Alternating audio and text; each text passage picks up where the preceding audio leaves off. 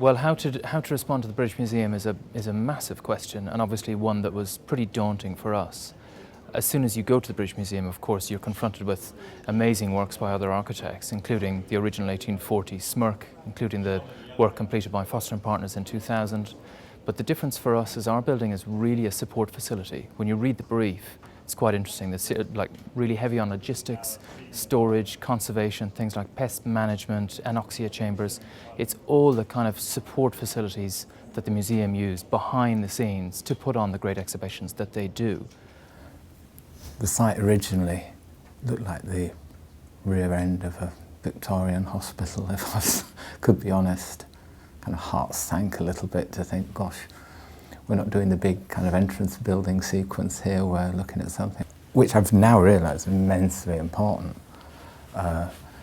Research building that keeps the collections relevant.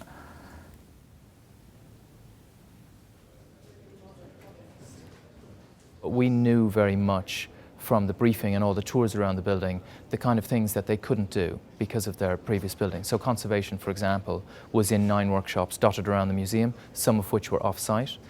They couldn't X-ray anything larger than a cat, just because the X-ray suite was so small, whereas we have this massive kind of 6 by 10 by 10 X-ray suite that you can drive into with a forklift.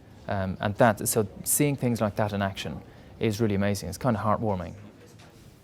We suggested that the one area you had access to ground was where you could sink all of the primary archive storage, where one could use less energy to basically temper and maintain steady state temperature controls.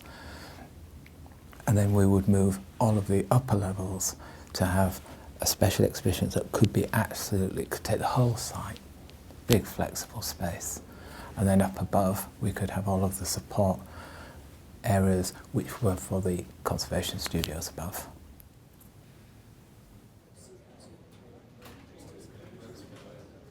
So of course the other issue is how do you sit a new building next to a Grade 1 listed John Burnet King Edward building, which had been on Montague Place since 1914. So putting a building in that's effectively 100 years younger, but trying to find an appropriate language of expression using materials that are sensitive, but doing it in a very modern way. It's a way of creating this placard-like approach of a stone that we reference to the main building. We could never replicate stone that's been in the weather for 200 years.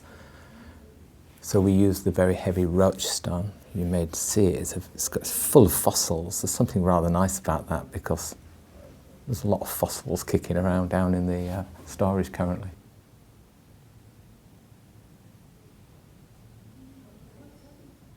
What we didn't want to do was say this is an entrance. It's a real subtle hierarchy problem. We're not trying to say, look at us. So I suppose for us as architects, we're not necessarily always known for being quiet and polite. It was an interesting study in calm